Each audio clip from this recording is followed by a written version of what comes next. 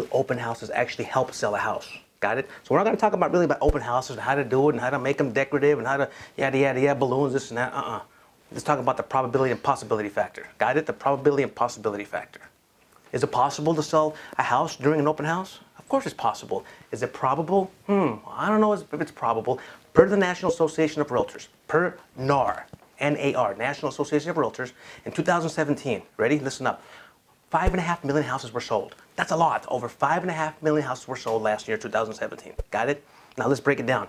These houses that sold, we want to decide where or how did the buyer find these houses to buy? How did they find them? Over 51% of these buyers for these homes found these houses online, on the internet. Well, hello, that's pretty much the age we're in now, right? All internet, computers.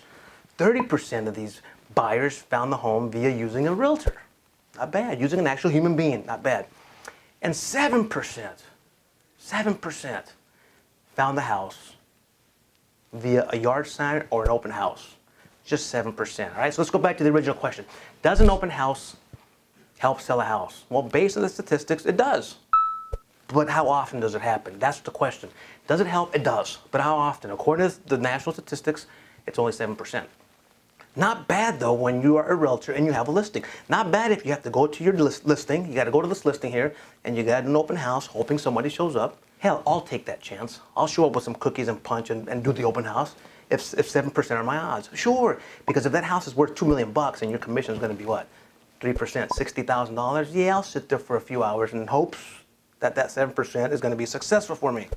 Another reason why we do it, aside from the commission and the probability factor, is in hopes of getting clients, of getting a nice clientele. We're hoping people come in, whether it be neighbors, and the neighbors say, wow, this house is going for this much money. Would you mind selling mine? You just got a listing.